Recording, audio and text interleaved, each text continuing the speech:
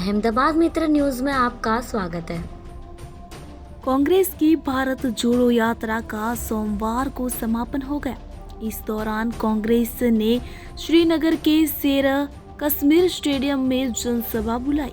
इस दौरान राहुल गांधी ने कहा, मैंने गांधी जी से सीखा है कि जीना है तो डरे बिना जीना है। मैं 4 दिन तक यहाँ ऐसे पैदल चला।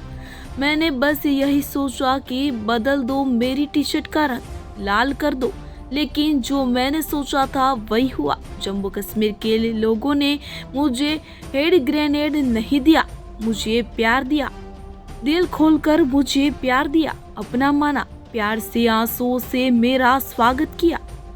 राहुल गांधी ने कहा कि 4 दिन मैंने जैसे पैदल कश्मीर की यात्रा की, बीजेपी का कोई नेता ऐसे यात्रा नहीं कर सकता।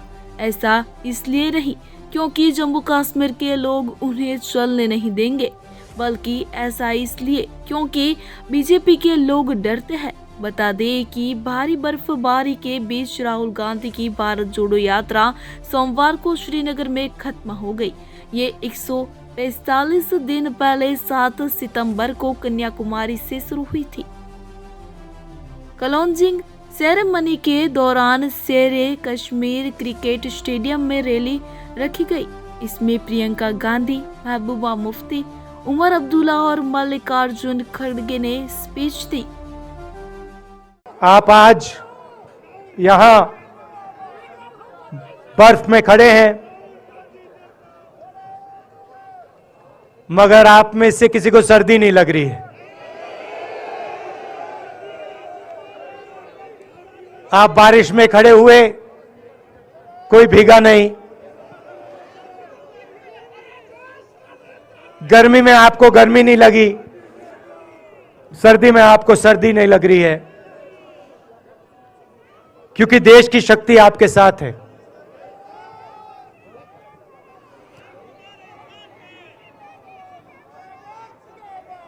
प्रियंका की बात मैं सुन रहा था। प्रियंका ने कहा मेरे मैसेज के बारे में, प्रियंका ने कहा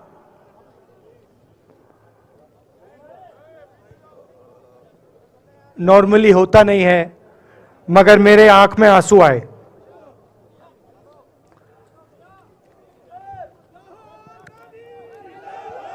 क्योंकि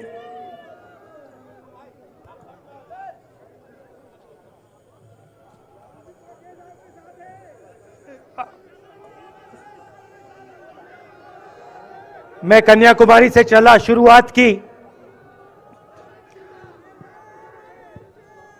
और पूरे देश में हम पैदल चले। मैं सच बताऊं, आपको अजीब लगेगा,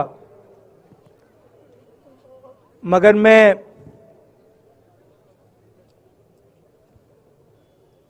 बहुत सालों के लिए हर रोज 8-10 किलोमीटर दौड़ता हूं। तो मैंने सोचा था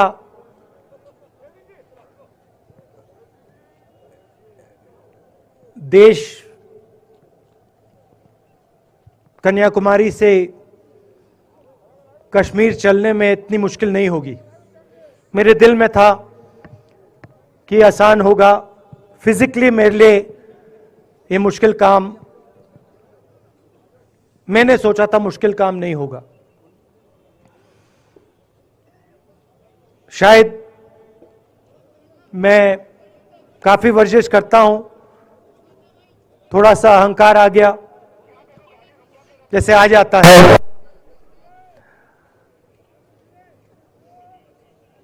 मगर फिर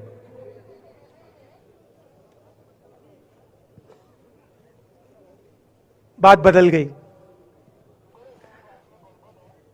जब मैं छोटा था,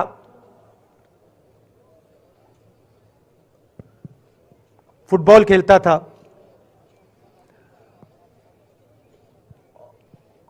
और कॉलेज में जब मैं फुटबॉल खेल रहा था, एक बार मुझे बहुत जोरों से घुटने में इंजरी हुई थी।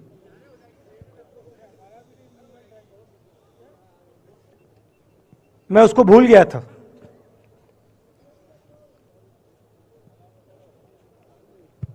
घुटने में दर्द नहीं होता था, भूल गया था उसको, दर्द गायब हो गया था। मगर कन्याकुमारी से 5-7 दिन बाद घुटने में प्रॉब्लम आई और जबरदस्त प्रॉब्लम आई। पूरा अहंकार उतर गया और मैं सोचने लगा क्या मैं ये जो 3,500 किलोमीटर हैं, क्या मैं इनको चल पाऊंगा या नहीं। तो जो मैंने सोचा था आसान काम होगा वो काफी मुश्किल हो गया। मगर फिर मैंने किसी ना किसी तरीके से ये काम पूरा कर दिया। बहुत कुछ सीखने को मिला, बहुत कुछ सीखने को मिला। मैं आपको बोलूं तो दर्द सहना पड़ा काफी, मगर सह लिया। रास्ते में एक दिन मुझे दर्द हो रहा था, काफी दर्द हो रहा था, और मैं सोच रहा था अब 6-7 घंटे और चलने हैं। और उस दिन मुझे लग रहा था कि आज मुश्किल है। और एक छोटी सी बच्ची आई, दौड़ती हुई आई मेरे पास और मुझे कहती है कि मैंने तुम्हारे लिए कुछ लिखा है, मगर तुम अभी मत पढ़ो, इसको बाद में पढ़ना।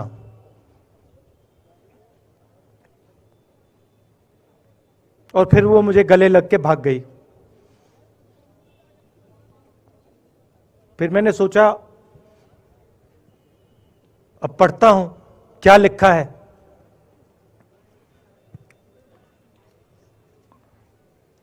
तो उसने लिखा था कि मुझे दिख रहा है कि आपके घुटने में दर्द है, क्योंकि आप जब उस पैर पे वजन डालते हो तो आपके चेहरे पे दिखता है कि दर्द है। मगर मैं आपको बताना चाहती हूं कि मैं आपके साथ कन्याकुमारी नहीं चल सकती हूं, क्योंकि मेरे माता पिता नहीं चलने दे रहे हैं। मगर मैं दिल में आपके साथ, आपके साइड में चल रही हूं, क्योंकि मैं जानती हूं कि आप अपने लिए नहीं चल रहे हो, आप मेरे लिए चल रहे हो और आप मेरे भविष्य के लिए चल रहे हो। और उसी सेकंड में, पता नहीं अजीब सी बात है, उसी सेकंड मेरा दर्द उस दिन के लिए गायब हो गया। दूसरी बात, मैं चल रहा था और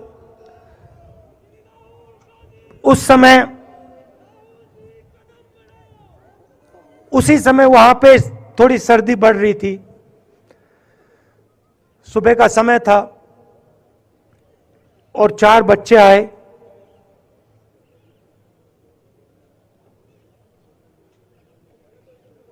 पता नहीं कहना चाहिए या नहीं।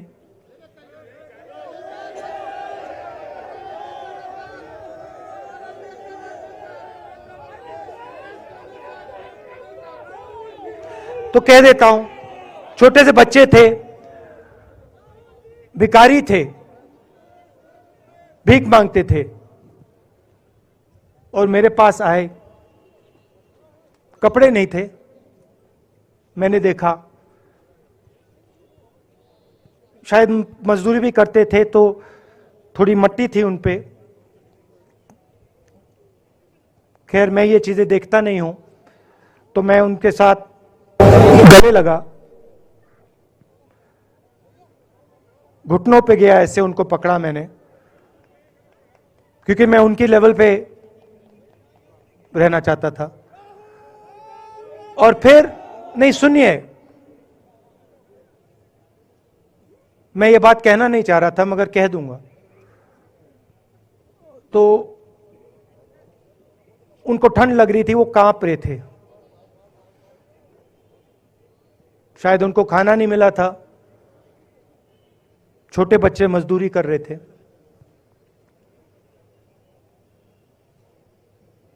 तो मैंने सोचा कि अब अगर ये स्वेटर नहीं पहनते हैं, अगर ये जैकेट नहीं पहन रहे हैं, तो मुझे भी नहीं पहनना चाहिए। मगर मैं झिझका क्यों आपको बताना चाहता हूं, मैं झिझका क्यों आपको बताना चाहता हूं।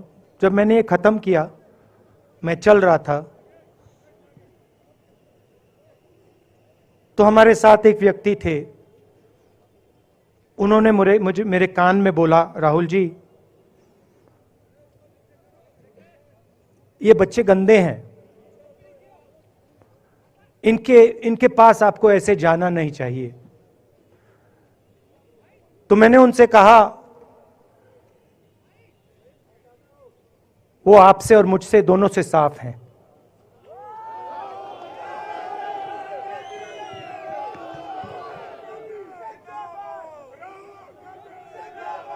तो देश में कभी कभी यह विचारधारा दिखाई दे जाती है। दूसरी बात आपको बता देता हूं, शायद लोगों को अच्छी ना लगे। जब मैं चल रहा था, आपने देखा होगा कि बहुत सारी महिलाएं रो रही थी। आपने देखा? आपको मालूम है क्यों रो रही थी? नहीं, उसमें से बहुत सारी महिलाएं इमोशनल थी, मुझसे मिलकर रो रही थी। मगर उसमें बहुत सारी ऐसी भी महिलाएं थी जिन्होंने मुझे बोला कि उनके साथ बलात्कार हुआ है, उनको किसी ने मोलेस्ट किया है, उनके किसी रिश्तेदार ने उनको मोलेस्ट किया है। और जब मैं उनसे बोलता था, बहन मैं पुलिस को बताऊं, तो मुझे कहती थी, राहुल जी पुलिस को मत बताइए, हम चाहते हैं कि आपको यह बात मालूम हो, मगर पुलिस को मत बताइए, हमारा और भी नुकसान हो जाएगा। तो ये हमारी देश की सच्चाई है। ऐसी बहुत सारी और मैं कहानियां आपको बता सकता हूं।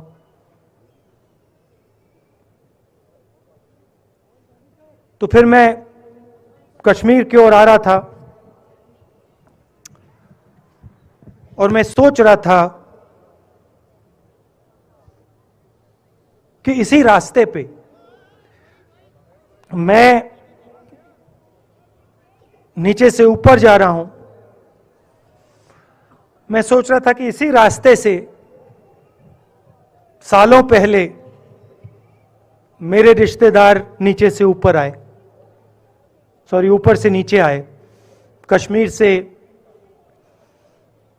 इलाहाबाद गंगा की ओर गए। और मुझे ऐसा लग रहा था कि मैं वापस अपने घर जा रहा हूं।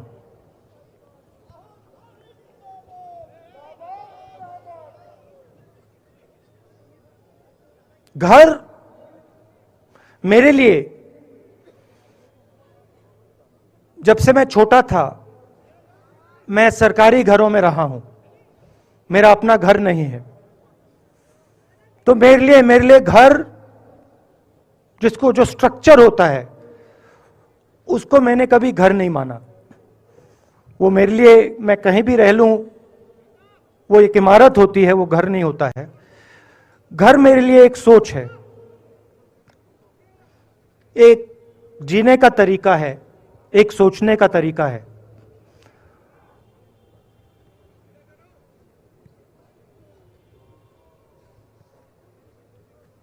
और यहां पे जिस चीज को आप कश्मीरियत कहते हो, उसको मैं अपना घर मानता हूं।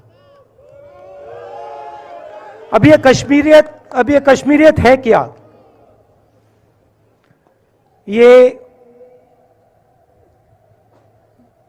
जो शिव जी की सोच है एक तरफ, और थोड़ी सी गहराई में जाएंगे तो उसको शून्यता कहा जा सकता है। अपने आप पर,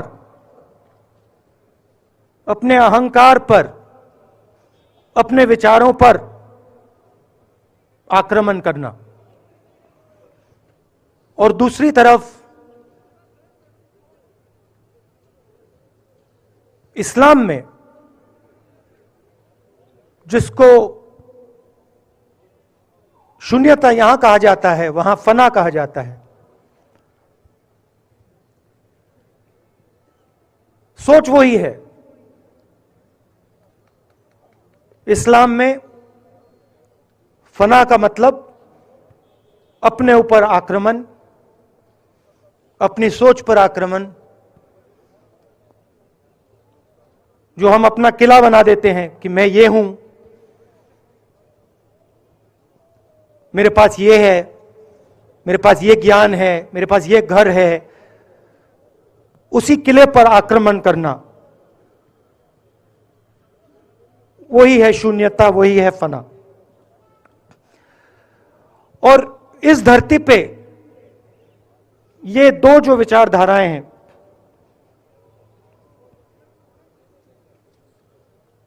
इनका एक बहुत गहरा रिश्ता है, और ये सालों से रिश्ता है, जिसको हम कश्मीरियत कहते हैं। यही सोच बाकी स्टेट्स में भी है। गांधी जी वैष्णव जनतों की बात करते थे, जिसको हम यहां शून्यता, फना कहते हैं, उसको गुजरात में वैष्णव जनतो कहा जाता है। असम में शंकर देव जी ने भी यही बात कही। कर्नाटक से हमारे यहां जो लोग आए हैं, वहां बसवा जी ने यह बात कही। केरल में नारायण गुरु ने ये बात की। महाराष्ट्र ने ज्योतिबा फुले जी ने यह बात की। और यहां इसको हम कश्मीरियत कहते हैं।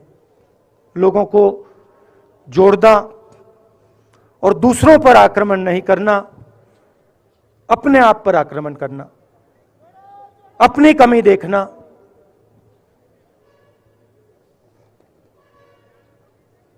मैंने आपको कहा कि मेरा परिवार कश्मीर से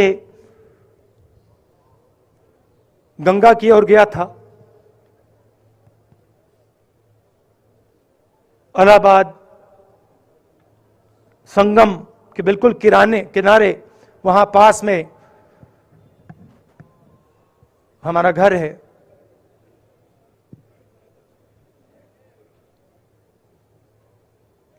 तो जब यहां से वो वहां गए, उन्होंने कश्मीरियत की जो सोच थी उसको गंगा में डाला था।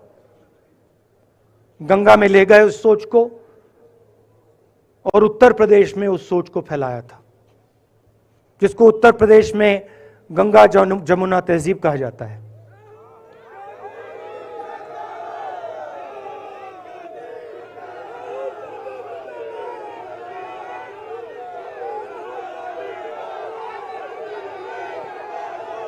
तो उन्होंने, मेरे परिवार ने छोटा सा काम, कोई बड़ा काम नहीं किया। जो आपने उनको सिखाया, जो जम्मू कश्मीर के लोगों ने उनको सिखाया, लद्दाख के लोगों ने सिखाया, क्योंकि उसमें बौद्ध धर्म भी है, उनके पास भी वही सोच, शून्यता की सोच उधर भी है। वो उसको ले गए और उस विचारधारा को, सोच को गंगा में उन्होंने रखा। तो मैं ये सोच रहा था, जब यहां आ रहा था, पैदल चल रहा था, और मुझे सिक्योरिटी वालों ने कहा था कि देखिए, आप पूरे हिंदुस्तान में चल सकते हो, जम्मू में भी चल सकते हो, मगर आखिरी जो 4 दिन हैं कश्मीर में आपको गाड़ी से जाना चाहिए।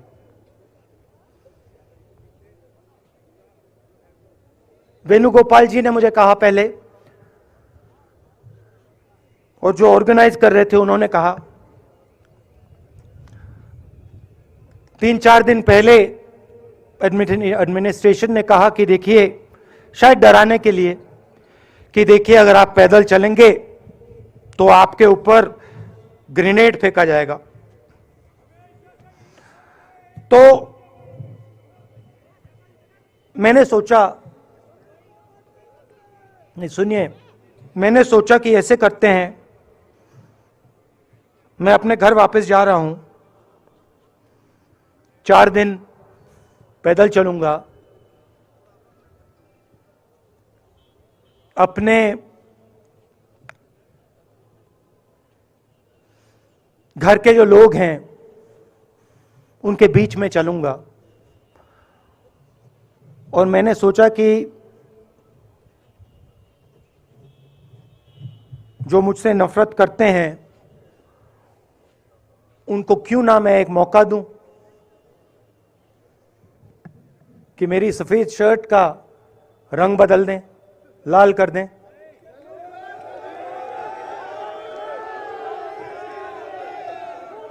क्योंकि मेरे परिवार ने मुझे सिखाया है, गांधी जी ने मुझे सिखाया है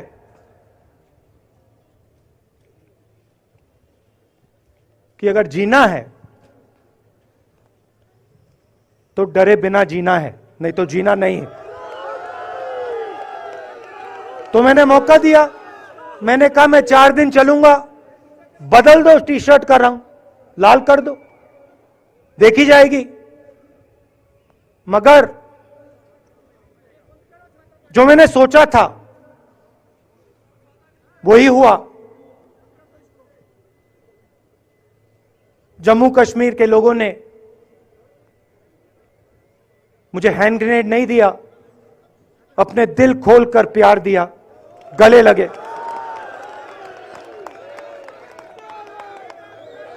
और मुझे बहुत खुशी हुई कि उन सब ने मुझे अपना माना, और प्यार से बच्चों ने, बुजुर्गों ने आंसुओं से मेरा यहां स्वागत किया। मैं अब जम्मू कश्मीर के लोगों से, और जो यहां हमारे सेना के लोग काम करते हैं, सीआरपीएफ के लोग काम करते हैं, उनको मैं कुछ कहना चाहता हूं। सबको, जम्मू कश्मीर के युवाओं को, बच्चों को, माताओं को, सबको, सीआरपीएफ के, बीएसएफ के, आर्मी के जवानों को, उनके परिवारों को, उनके बच्चों को मैं कहना चाहता हूं, देखिए, मैं हिंसा को समझता हूं, मैंने हिंसा सही है, देखी है। जो हिंसा नहीं सहता है, जिसने हिंसा नहीं देखी है, उसे यह बात समझ नहीं आएगी। जैसे मोदी जी हैं, अमित शाह जी हैं, आरएसएस के लोग हैं, उन्होंने हिंसा नहीं देखी है।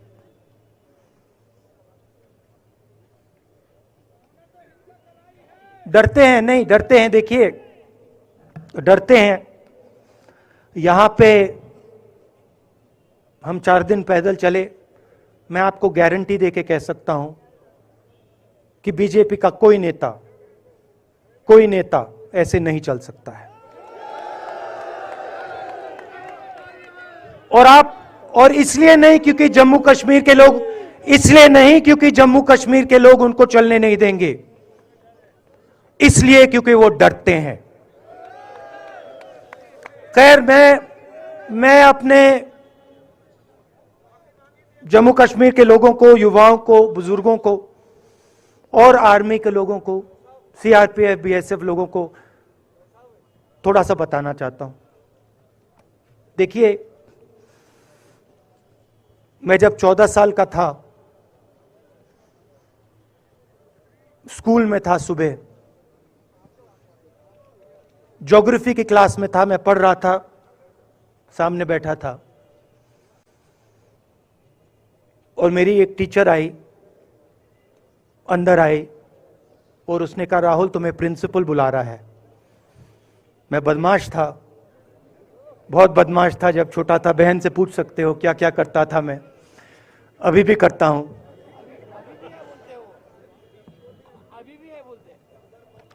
मैंने सोचा प्रिंसिपल बुला रहा है, मैंने कुछ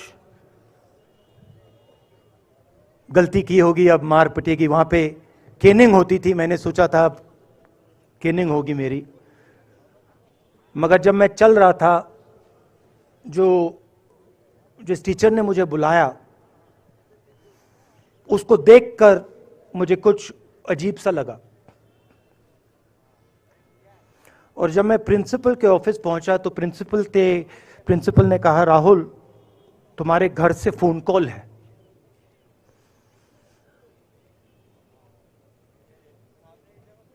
और जब मैंने उसके शब्द सुने, मुझे पता लग गया कुछ गलत हो गया है। मेरे पैर कांपे और मैंने जैसे फोन अपने कान पे लगाया तो मेरे मां के साथ एक औरत काम करती है, वो चिल्ला रही थी, राहुल दादी को गोली मार दी, दादी को गोली मार दी, दादी को गोली मार दी। 14 साल का था।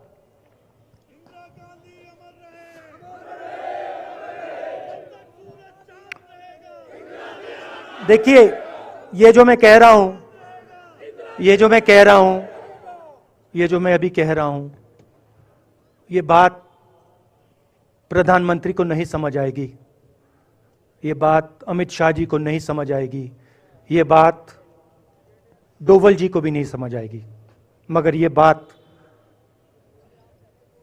कश्मीर के लोगों को समझ आएगी, ये बात सीआरपीएफ के लोगों को समझ आएगी, ये बात आर्मी के लोगों को समझ आएगी, उनके परिवारों को समझ आएगी। तो उन्होंने मुझे कहा, नाम ओंगमू है उसका, उसने कहा दादी को गोली लग गई, दादी को गोली लग गई।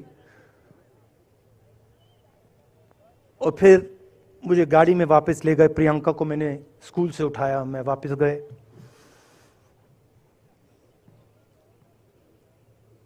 और फिर मैंने वो जगह देखी जहां मेरी दादी का खून था।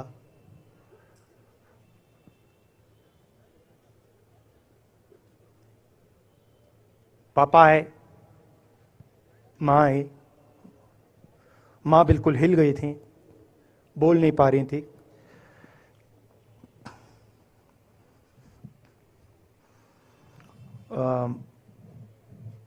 हाँ,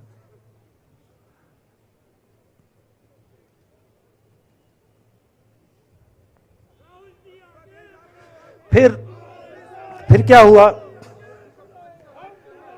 तो जो हम लोग हैं जिन्होंने हिंसा देखी है,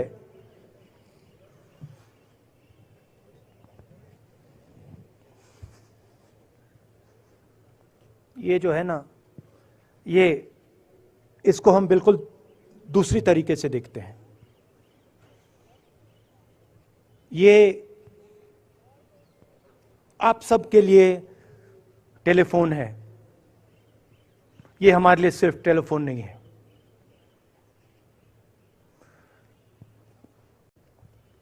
उसके बाद 6-7 साल बाद मैं अमेरिका में था और फिर से टेलीफोन आया 21 मई टेलीफोन आया, जैसे बहुत सारे, जैसे जो पुलवामा में हमारे सैनिक मरे थे उनके घर टेलीफोन आया होगा,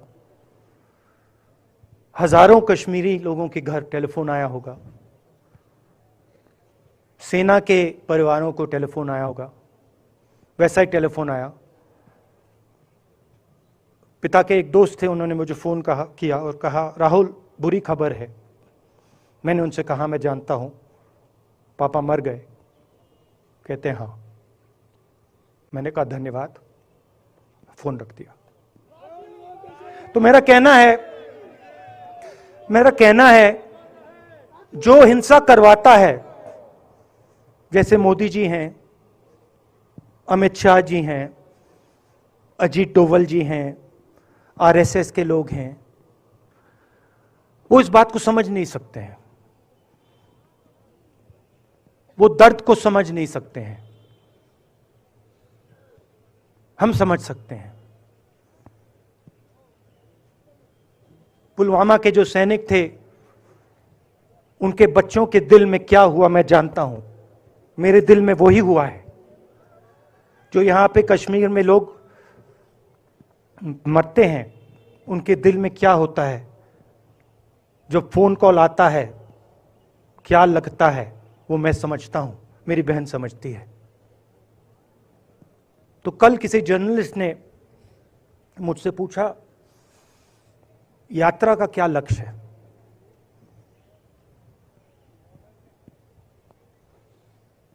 कहा कि यात्रा क्या अचीव करना चाहती है, जम्मू कश्मीर में क्या अचीव करना चाहती है। मेरे उस समय दिमाग में आया, मगर मैंने कहा नहीं बोलता हूं, कल भाषण में बोलूंगा। यात्रा का लक्ष्य है कि ये जो फोन कॉल हैं, चाहे ये आर्मी के हों, चाहे सीआरपीएफ के हों, चाहे ये कश्मीर के लोगों के हो, ये फोन कॉल बंद हो जाए।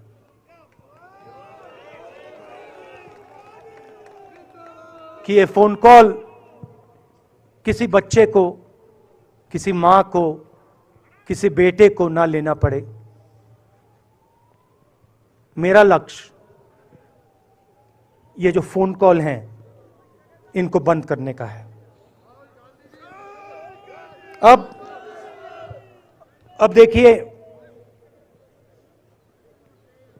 बीजेपी आरएसएस के लोग आक्रमण किस चीज पे कर रहे हैं। मुझे गाली देते हैं, मैं उनका धन्यवाद करता हूं, क्योंकि मैंने आपको शून्यता की बात की, शिव की बात की, उसको मैं समझता हूं और मैं दिल से उनका धन्यवाद करता हूं कि जितना भी वो मेरे ऊपर प्रेशर डालें, जितनी भी गाली लगाएं, जो भी वो करें, उससे मैं सिर्फ सीखता हूं। तो मैं एक प्रकार से उनका धन्यवाद करता हूं। मगर जो मैंने आपको बात बोली पहले, चाहे वो कश्मीरियत है, चाहे वो वैष्णव जनतो है, चाहे वो शंकर देव जी हैं, बसवा हैं, नारायण गुरु हैं, तिरुवल्लुवर हैं, जो तमिलनाडु के बड़े पोएट हैं, फूले जी हैं, और जो कश्मीरियत हैं, ये इस विचारधारा पे आक्रमण कर रहे हैं। और ये जो विचारधाराएं हैं, ये इस देश की नींव है, इस देश की फाउंडेशन है। और आपने जो किया, जो यात्रियों ने किया, हम सब ने किया, इस विचारधारा की रक्षा के लिए किया है। मैंने ये काम अपने लिए नहीं किया, मैं ऐसा काम अपने लिए कभी कर ही नहीं सकता हूं। मैंने ये काम हमारे कांग्रेसी मित्रों को ये अच्छा ना लगे, मगर मैंने ये काम कांग्रेस पार्टी के लिए भी नहीं किया है।